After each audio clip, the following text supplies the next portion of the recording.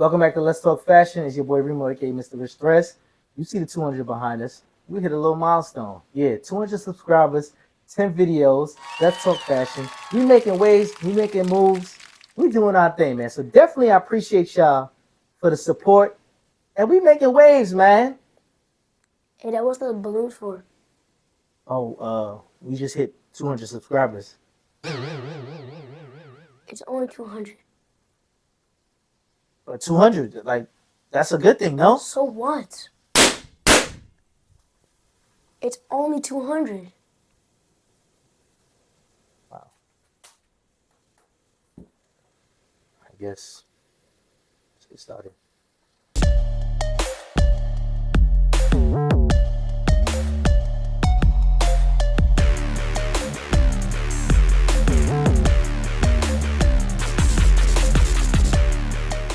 Welcome back to another episode of Let's Talk Fashion. It's your boy Remo, aka Mr. Rich Threads, powered by the JBT Network.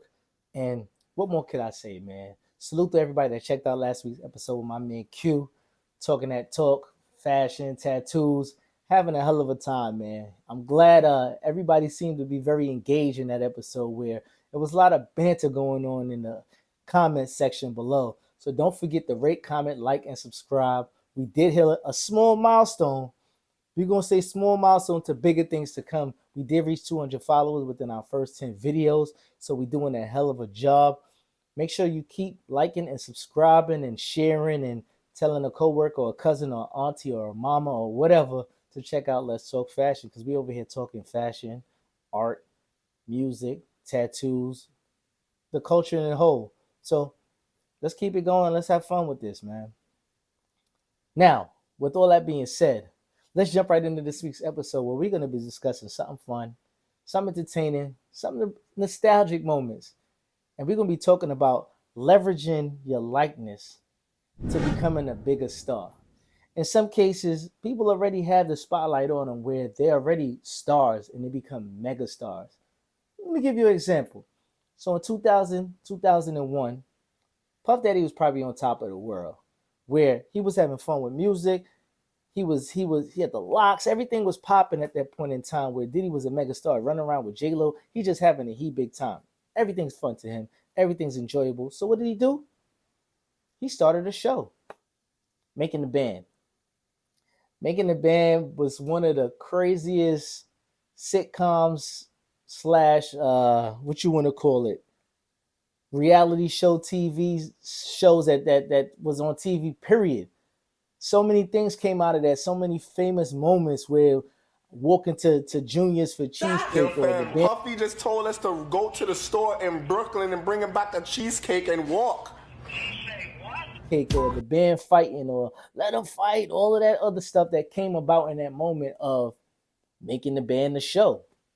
The show did last 4 seasons. I can't believe it was 4 seasons, but it did last 4 seasons. And out of them 4 seasons, we did get some entertainment, but we did get some business done as well, where you did receive the band did release an album. You had Danity Kane come out of that. Day 26 also came out of that conundrum of music. But what was most entertaining and what kept the longevity of the band and the funny moments of the band actually was the Dave Chappelle show.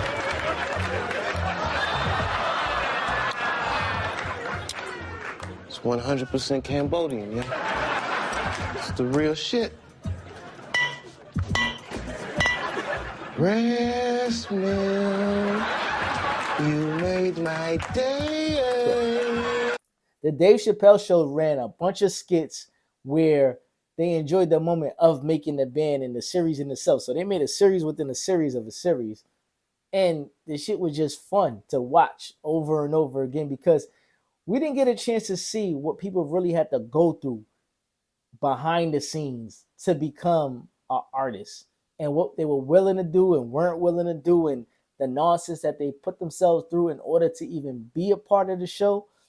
And for Puff to really pull the curtain back and give America the opportunity to see what was going on there.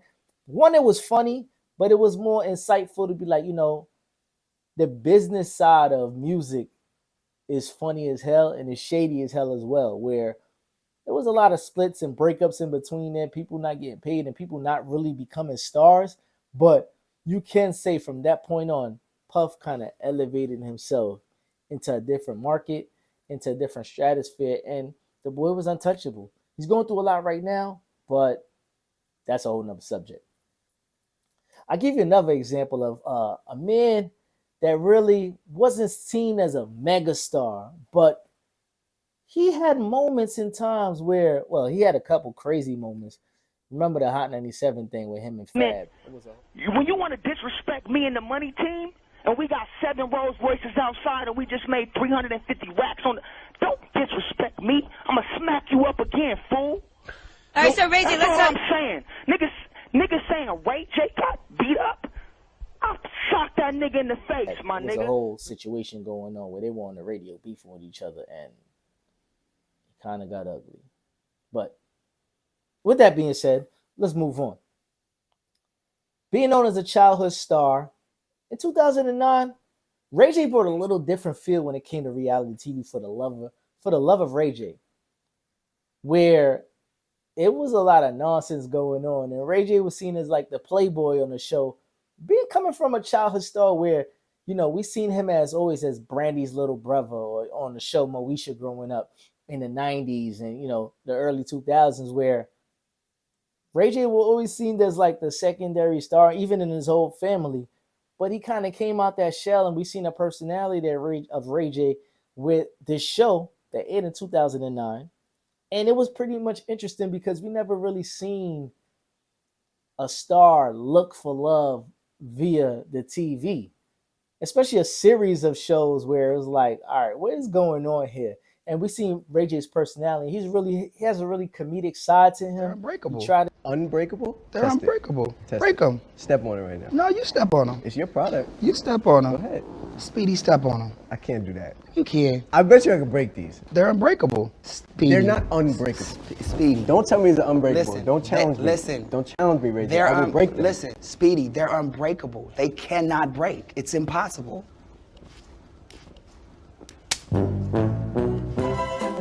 He tried to be real personable, and we didn't know if it was real or it was acting, because he does have an acting background and he is a musician, and it was entertaining TV, none to say less. But I pretty much enjoyed it. But aside from his role on TV in the love, what is it? For the Love of Ray J, he also had a successful career moving forward from that point, where he had multiple platinum songs along with gold songs that hit the charts, chart-bending songs, and he did really well for himself in music. But the list goes on for Ray J, where he actually got into Raycon for electronics. He became an electronic mogul, where his Raycon headphones were a thing to buy, was a thing to purchase, was a hot item. He also had the Scooty bike going on as well, where he ended up selling that for $30 million. So salute to Ray J, man. That's what you call leveraging your likeness, and he did his thing on that one, man.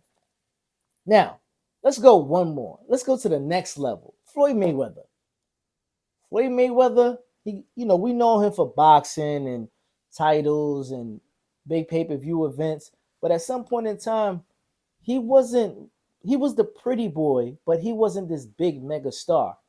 And what Floyd started doing was leveraging who he was to make himself mega, to the point where he made $1 billion in the ring, but his name meant way more outside the ring than it did in. He started us off with Dancing with the Stars, man. It was something totally left we wouldn't see coming from an athlete at that time, especially an undefeated champion, where Floyd Mayweather, he actually took his time to learn a few moves, a little salsa, a little merengue. He did his thing. I don't know how far he went in the competition, but you know Floyd likes winning, so he's gonna always put his best foot forward. And shout out to Mayweather for actually, taking part in something like that, because I don't know if I even got the footwork for it. I don't know, he do got the, the hands for that, but the footwork, dance, twirl, spin, split, whatever. Alongside of Dancing with the Stars, he did find himself on WWE as well, where him and the Big Show had a big showdown, where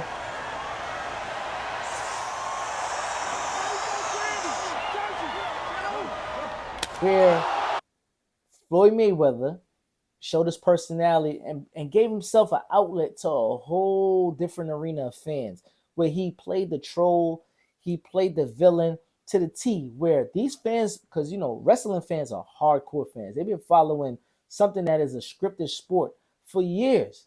And Mayweather found his way onto that main stage and to lend those followers over to his arena of expertise in boxing. Why not, man?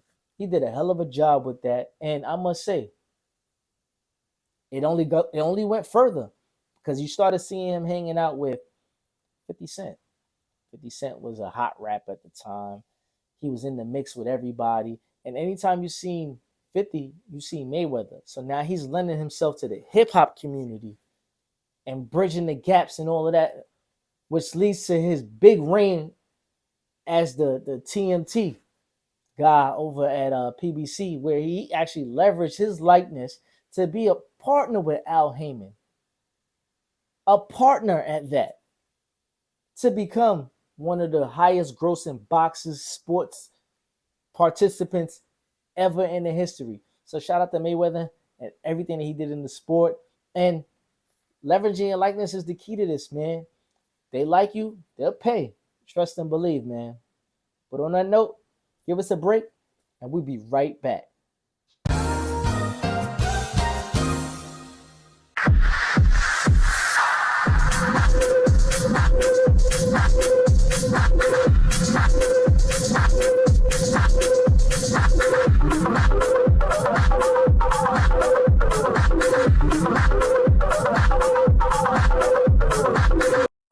Welcome back to Let's Talk Fashion. Oh, we know we got a special one in the building, man. My man Puma. I'm not even gonna botch the introduction. I'm gonna let him talk it up, and then we're gonna chop it up from there. Puma, tell him about you, man. Shit, man. I've been out and about, been around the world, and yeah. And all that. Right. Let's get into it, man.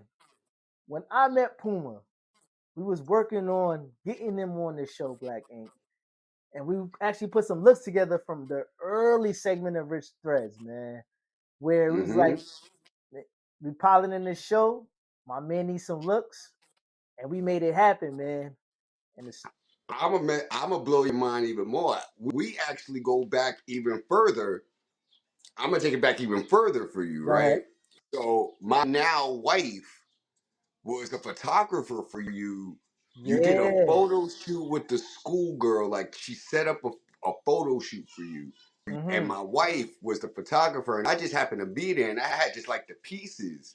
Dude, So you had dang. hooked me up with that was like your early stuff, like when you Yeah. first started. I think Yeah. you had like BBOD It was like taking beers and pictures. shit. It was like, yeah, definitely. It was somebody, it was like females. You had different females in the Yeah. clothes. And I remember I was just there. I was in the background. And I was Mm-hmm. like just working in Black Ink at the time. I was really nobody special. Just a guy. Hold You know what on. I'm saying? And I just Hold on, was hold happy on, to hold on, be hold there. on. That's a lie, but we're gonna get into that though. Yeah, well, I'm super humble with it, but I was just in the Definitely. background paying attention, and you hooked me up with a piece, and I always just thought your pieces was really dope. You know what I'm saying? Even back Appreciate then. that. I'm gonna backlog you one more on top of that story. Okay. In the original Black Ink store, forget tattooing. Y'all used to do a Friday party. Yes. That's my first time really going up there and then being in that circle. And it was the whole ASAP and all of that. It was crazy in there. And Yeah, it's kind of funny, like, there's a lot that's like us in the background before the TV show, you know what I'm saying? Like, we used to do a lot of things, and a lot of things we did became something more to the public. You know what I'm saying? So we used to do those Friday parties. We used to call them Henny Fridays. You know what I'm saying? That was our thing. You pull up, you bring a bottle of Henny, you get money. That was it. Yeah, definitely. And, there were certain people that definitely was in there back then that, they were just around. But it became the whole Henny Palooza thing. Low key. That's a gem. That's a gem. Y'all hear that, Low people? key. Y'all hear that? All right, boom. You know what I'm saying? Let's get right into it, man. We know you for the whole Black ink scene or whatever the case might be publicly. Mm-hmm. But on the back end, I know you for being more of a connection dot connector, a cultivator of the culture, working with several artists and just like bringing people together. Could you elaborate on Right. that a little bit so they can get an idea of Puma I mean, outside of the I think that was probably my early starts of just being a New Yorker. Honestly, like I remember just being in the Bronx and selling weed and meeting people, and you find out this person does that, and that person don't know this person, so you introduce them. yeah. And at first, it was just like a thing I used to like to do. Like I would have parties, those Friday parties, Mm-hmm. and everybody would come through, and I would always introduce people. Yo, this is yada Connecting yada dots. that does so and so, and this is so and so that does so and so. Y'all should talk, and I would walk away. And I did it for so many years, and I've seen so many relationships built off Yeah. that I just never paid it no attention. I just always thought y'all two should meet. You know Yeah. what I'm saying? Like, and I put a lot of different little random plays together. You know what I'm saying? I've been in the background for a lot of different things, got people paid to do different stuff, and Yeah. introduce certain rappers to certain rappers, and they end up making mixtapes and becoming whatever they become. You know what I'm saying?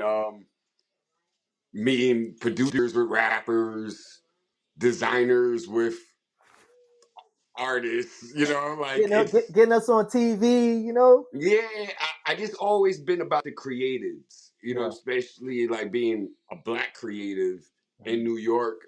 I just always thought, let me make a hub for us. Yeah. Because, Yeah. what I mean? Not everybody, I knew I wasn't like everybody else. You know what I'm saying? Like, I knew I was different. Yeah. And I always wanted a place for me to be able to Be you. be myself and There you meet go. others like myself. So that's kind of what Black Ink was in the beginning Yeah. before everybody saw it on TV. It was like Yeah. a creative hub, you know what I'm Mm-hmm. saying? That you had ASAP in there, you had Corey Guns, you had Jay West, you had freaking all types of different artists and different people. Like Freddie Gibbs came through before anybody knew who he was. Like Crazy. all Yeah. these people who used to just pull up, and it was like whatever it was, you know what I mean? It was just a cultural thing. What's But crazy I is wish I knew. I wish I knew what I know now then. what you Cause was actually putting together then. what? Oh man, Yeah. Yeah. I don't think anybody will ever see me again if I would have Yeah. known. You'd have been known as back in the day as R what is it? What is it? A&R. A&R. You'd have been A&R for the culture. Yeah, You know what I'm saying? like honestly, yeah, like no bullshit. I think that if I didn't do television, Yeah. I definitely would have been in the music industry. That definitely 100%. would have been something. I would have happened. I remember one time I was at SOBs at an open mic, hanging out with a homie, and some like exec from Sony was like, "You don't want to be a rapper?" And I looked at this lady like, "Nah." Like I saw in her eyes what they wanted to do with me. They wanted Yeah. to create, a rapper. That probably would have happened if I didn't do television. I probably would have Listen, been some rapper or something. You know what I mean? with today's society, they create Yeah, they create the something artists, from and a that's from a I think mold. that was another thing. I have so much respect for the actual art Yeah. of hip hop that I wouldn't want to be a created hip hop artist. That just would have weirded me out. They're kind of fraudulent. All right, yeah. You know what? Being up there, you kind of taught me about uh the Harlem haberdashery along with Goliath. Yes, What's up, shout out to man? all those spots. Say what's up, man. The Volt, Goliath, Yeah, the vault. like all those, like the Atmos, RIP Atmos. It's on its way out too. All those spots back then, those were like really dope, especially like how the community of Harlem was back then. I remember like I was the newbie coming in with Black Ink, and I was running around to all these stores telling them what we were doing. Yeah. And they're looking at me like I'm insane. Like, what do you talk about tattoos? Who? What? Yeah. But it was just building with these people, going to everybody's events, like being there so they could see me, and then me inviting them to our events, and them seeing Mhm. that we're doing creative stuff too. So I really do miss that era of Harlem. You know what I'm saying? Like it Yeah. feels like so many The of these big businesses networking have come in. aspect is kind of lost because I think everybody just Yeah, feels yeah, those like they're it was stars dope to already. see. Like, yeah, you may have saw the same people every day, Yeah. but it was dope just to be in that circle. You know Mhm. what I'm saying? And now to even see what that circle has become. Like, there's so many people that were around in those parties and those things that are like they're doing stuff. You know what I'm saying? That you would be really proud. Like, wow, you.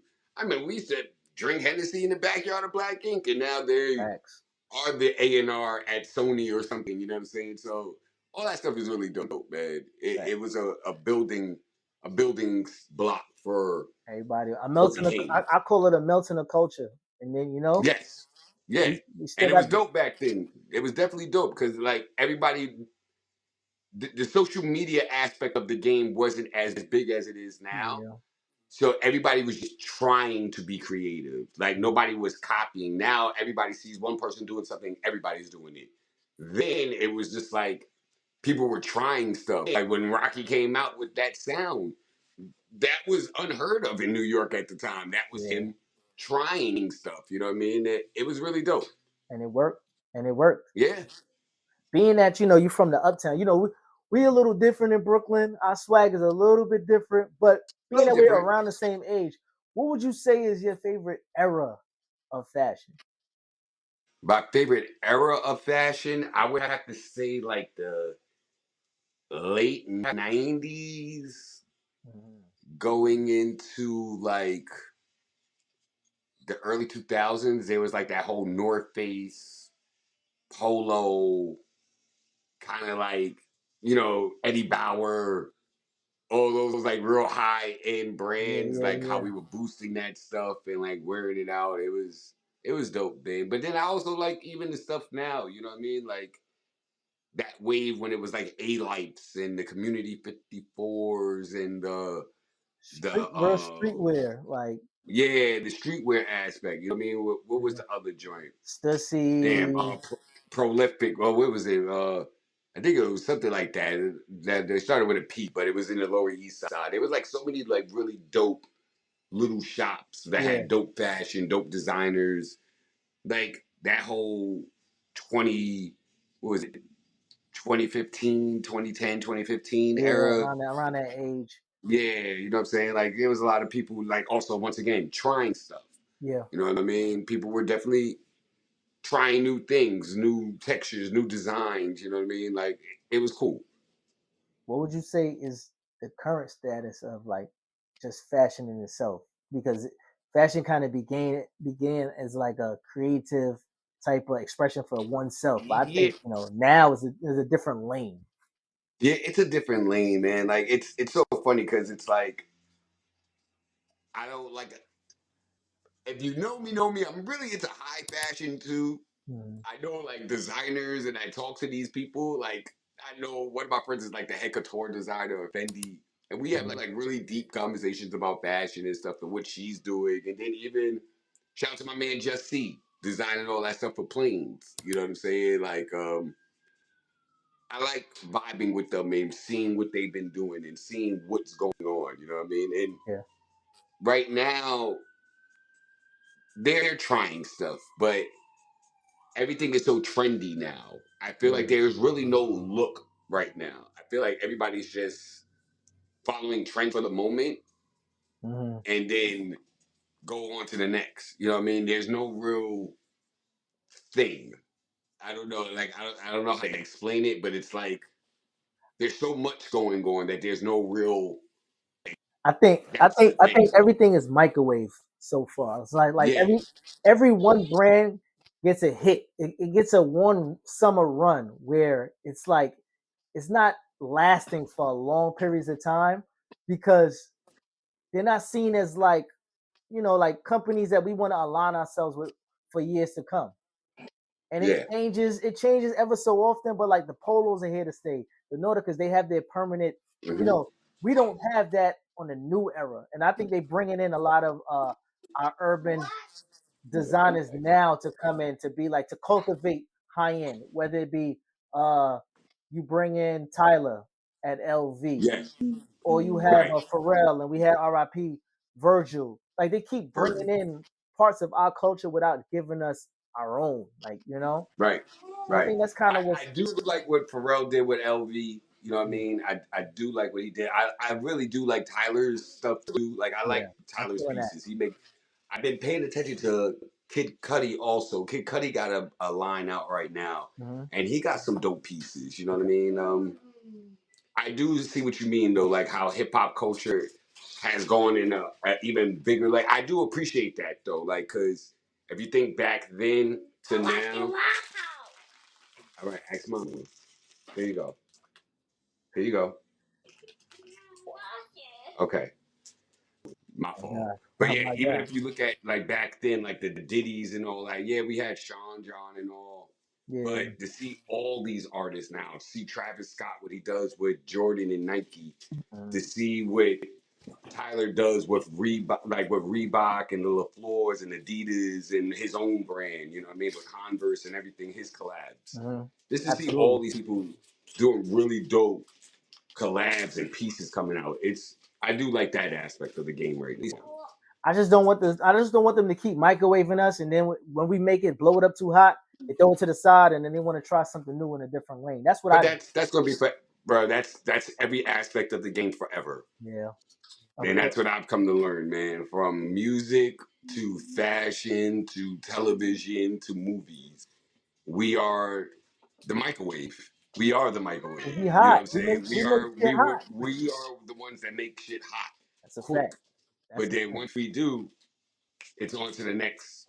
You know what I mean? Quick, hot meal. You know what I'm saying? So that's what it is, man. Definitely. Unfortunately, it is. But Unfortunately, but yeah. I got something else for you, right? So earlier in the show, we spoke about leveraging your likeness and taking you off to somewhere totally different. So we spoke on basically Ray J, where he was at with his show, Love of Hip Hop. What was it? No, for the Love of Ray J. We Mhm. talked about Diddy. Diddy had making the band, where he kind of used that segment. He never really was a TV star, but that kind of showed you the inside behind the curtain of what artists would do to get put on. And that show went so far that Chappelle took it and kind of made it longer than it had to be by making the jokes and all of that type of stuff, right? So now that you're kind of reality TV or whatever the case is, what's next for Puma, man? Well, right now, I feel like I've been in the art lane for so long, right? And I've definitely helped so many people, creatives and everything, that this is the aspect where I want to be selfish and do something that I want to do for me that Mm-hmm. has nothing to do with nobody else but me and what I'm about to give to the planet. And I'm going to get into the legal cannabis field. Now, I could have been did what everybody else did and put my face on a bag and say, yeah, Puma Kush, woo. And been selling locally to the hood and yeah, it would have been cool. But that wasn't what I wanted.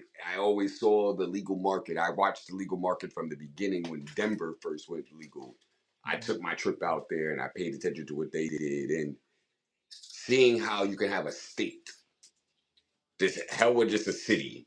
Hell with just the 5 boroughs Yeah. a real state of New York. You know what I'm saying? So I got in tune with Honest Farm Mm-hmm. Co. Big shout out to Honest Farm out there in Rochester. And we really found like we went into genetics and really like I could put my name on anything in Puma Kush, but that wasn't Yeah. what I wanted. I wanted to really find something that nobody had, Yeah. nobody was selling, that was me. And I'm really proud of what we're about to create, man. Like, I got some pre rolls coming out very soon. This 420, I'm gonna be dropping them in Harlem, which is gonna be dope. Big Nice. shout out to Gotham Buds in Harlem, and that's gonna be one of my first stores. But I got a bunch of other stores already. I'm gonna be doing different events around the city at all the legal spots. You know what I mean? Not these illegal spots. It's You going to be know, legal across yeah, the yeah. state. And it's a really big step. And I want people to see me doing this because I feel like if people see me, then that'll start the wave. You know what I mean? There's so many people who have actually built big cannabis companies off the streets. Yeah, and they don't realize how big they can actually be. You know what I mean? You could be selling to somebody in Albany. yeah. You know what I mean? Legally. Your marketing skills and thought process is bigger than what you're thinking. And I think Absolutely. if once people see what I'm doing and see how big it's gonna be, then I can maybe start the new wave of, the black green market, and something that needs to be done. Or get your Mike Tyson on. Mike Tyson big over there. Where is he? Arizona or something like Yeah, that? yeah, he's in LA and Denver, you know what I'm Okay. saying? But I'm trying to do it big in New York right now, man, and like Mhm. really let people see somebody like, yo, he's out here doing it, you know what I'm saying? Like I got two pre-rolls coming out, then I got a strand. The strand is like the pride and joy, you know what I'm saying? That's something that's being cultivated right now. I can't wait for people to smell it, see it, taste it. It's gonna be awesome. I'm not gonna give away the name yet, but it's gonna be cool. You know what I'm saying? Yeah. We're gonna keep that on It's the it's hush. it's great. Like everything is already in play, so the whole Nice. rollout's gonna be great. Okay. Listen, that's big things, man. We always love to see our black brothers doing other shit other than, fighting each other and shooting each other and shit like that. We can get Yeah, money man. too. And then that's like even just like I said, this cannabis industry, bro. Like there's so many of us. I've been locked up for weed. So many of us been locked up for weed. Yeah, But there's a whole nother aspect of this. This is about to be $1 billion industry it's a fact. right now in the state of New York. And why can't we just get at least 10% of that? Just a little bit. Just 10% of that. You Just know a what I'm little. saying? Of course. That can go a long way in our community. So let's change our mindset. It's not just about dealing drugs. It's a crop. We're selling a crop. You got to rethink your whole mindset of it. That's a fact. Before we Yeah. get out of here, I gotta put you on the hot seat, right? Let's go. We need three trends that you want to see get out of here coming this year, man. We basically heading out of the first quarter. It's Three trends. three trends. Okay, I got one. One that I despise is trolling. Mm, The trend of trolling. Thinking that making fun of somebody is going to make you lit. It doesn't. It just makes you look like a hater. And it makes too much trolling and hate in this planet, and especially in our community. We're so quick to make fun of somebody and troll them rather than just being human, So that trolling shit, I want to get rid of that. yeah. Another trend, the trend of like, what is it? This whole Balenciaga extra large, big, weird shit. I don't like it. I can't get into it. The whole mischief boots, the big shits. Everybody wearing Oh, like thank God you said extra that. large. Like it looks weird to me. Like someone will be trying to look androgynous and with the mustaches all like it's all a little odd to me. I can't get down with it, but to each its own. Like how like Wiz was dressing for like a little moment in time. It was like a little weird. You know what I'm saying? It's still going. I'm trying to unforget what I've seen the last couple of months, man. I don't know Yeah, what's going on. it's a little odd. It's a little odd. And the last trend is niggas is leaving their kids. Like, yeah, let's leave that shit. You know what I mean? Let's be good parents out here. You know what I'm saying? Oh, that's a very Shout good out to point. dad life. We gotta like, maintain dad life. All that deadbeat dad shit. We gotta get rid of that trend. Please, yeah, Fuck let's that do shit. that. Shout out Let's to the do that for parents. sure. Definitely salute, man. Yo, before we get out of here, give everybody a shout out where to find you. And if they wanna, tap in what you got going on, how they can Yeah. follow that movement. Well, you can follow me on Twitter, Instagram, Puma213, on TikTok, Twitch, and anything. Oh, and PlayStation if you want to play some video games with a pimp. Puma213. Puma213. And my YouTube page, Puma Robinson. And look out for my pre-rolls and my strands coming soon. When you follow me on social media, I will be putting out all the locations where you can buy it at legally across the state. Yeah, man. And shout out to Art to Ink Studios in Harlem. Big shout out to that. And my family, my kids, my wife. Shout out to the family. Oh, that's a And fact. to all the awesome people in this planet, man. Shout out to you guys. My guy. We're gonna put all that Man. information down low. Whenever the events is ready, we definitely gonna share with our community. Yeah, tap in for sure. The first one's gonna be in Harlem, so I need everybody in Harlem pull up, man. We're gonna be on 125th. I'm gonna be selling some legal weed. It's gonna be awesome. Yo, you heard it first. Let's talk fashion. Don't go nowhere. We'll be right back. Now a word from our sponsors. The JBT Network is coming together for a boxing talk, and I can't wait to invite you to join us. The boxing talk will be a fantastic opportunity for us to discuss the latest news, trends, and strategies in the boxing industry. We'll be hearing from some of the most talented and influential people in the sport, including trainers, coaches, and athletes themselves. But that's not all. The JBT Network has an amazing lineup of shows to keep your entertainment throughout the day, starting 8 a.m. with Hardcore Boxing hosted by Jay Hardcore. Then Cast Sports takes over at 2 p.m. to break down the history of boxing. At 4 p.m. the Voice of the Street takes over with Just Do Boxing. The day continues when Hardcore Boxing returns at 8 p.m., and then the night is closed out at 9 p.m. with the Rise podcast The Insiders from the Upton, which is the home gym of Tank Davis. The JBT Network also is the host to Let's Talk Fashion, hosted by Remo, where he discussed the culture of fashion, sports, and entertainment every Wednesday at 10 a.m. Don't forget to like, comment, and subscribe to your favorite show. Also try to share it with a friend. Welcome back. We've reached that part of the show which everybody loves. It's either fashion or it's clashing. You know, where we discuss a couple looks that we get from our weekend social media, and we really discuss, are the looks fly? Is it something you will wear? Is it dope? Maybe it's a fashion. If you're not feeling it, you think it's a out of order, you're not with it, you're not jacking it, it's not for you, you know how it go. We go clashing. And let's jump right into it, man. With we got a little look from one of the females out on Instagram where she really put the looks together. Let's take a look and see what we got going on over there. Your life.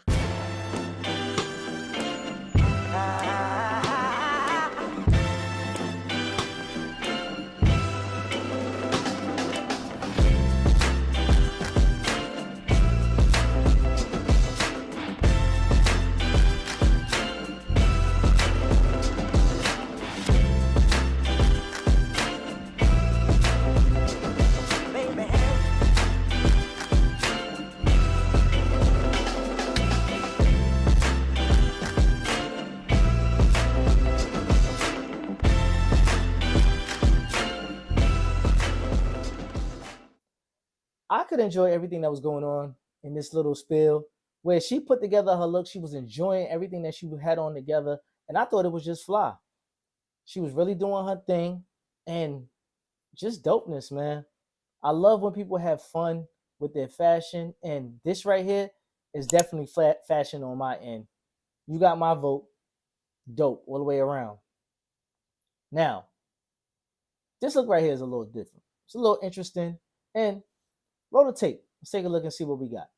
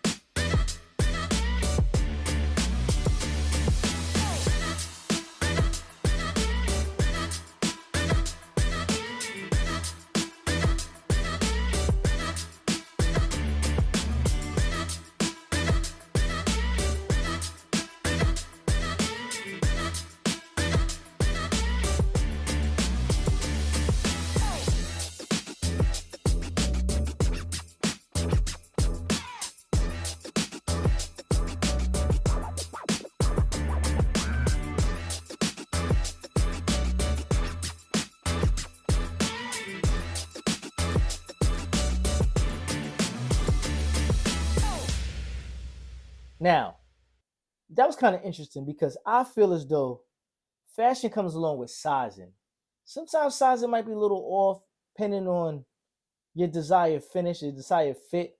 And I just don't think this hit a lot of the marks where I think the sizing was in question. And I'm going to go clashing on this one based on sizing and fit alone. I felt as though a lot of the silhouettes were too short, or the inseams were a little off because maybe his height. But I'm gonna go no on this one, man. Clashin. Now, I'm kind of torn in between for this one right here because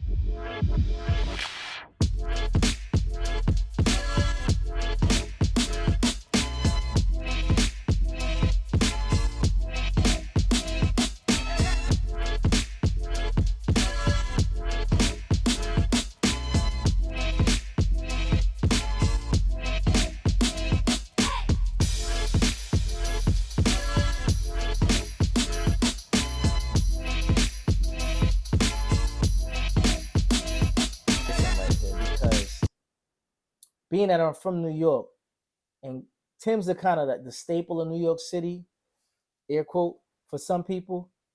This is kind of dope where it's giving a revisionist history of fashion and streetwear, because streetwear is a creative spirit that we get along with when it comes to fashion. And this guy's dipping Timberland boots inside of paint and giving it a new look, a fresh finish. But I don't know how I feel. Because should a white man really be telling me how to remaster my Timbs? It's kind of dope. I'm gonna give it a Clashin because I'm not a Tim guy itself, but I could see where people, would appreciate a new look. I just don't know how long it's here and how long it'll last, and if it's just a facelift for something that's really dead, because I'm not a Tim guy myself. But don't attack me. Do it in the comments, and if you don't agree or you don't think I know what the hell I'm talking about, it's fashion. You got your own prerogative. Me personally, I'm clashing it. It is what it is. Sue me. Now, Puma, don't think you got away from this one, man. We did have a guest, and our guest did join the show. Well, it's time to look at some of his fits.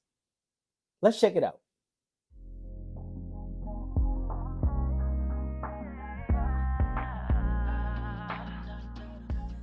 Now, I like the fit. The leather on leather is pretty dope. I'm gonna give it a fashion. Only thing I would oppose, I would switch out the uptowns. I'm not really an uptown guy either. Damn, what kind of New Yorker am I? It's crazy. But ones or whatever y'all call them out in TV world. But me personally, I'm gonna go with fashion on this one. You did a good job, because it's hard really to like play with leather and really have a leather look a certain way and pull it all together. So thumbs up on that one. I'm jacking it. Now this one right here. Death of an Era, man. I don't know what's going on in New York City, but go ahead, take a look. I'm here with, and where y'all from? I'm with Blue Zen. Where you from? I don't even know. All right. Blue Monday. I'm from Delco, Pennsylvania. I bet. Yo, what's one fashion trend y'all dislike, period? Yo, I'm not gonna lie.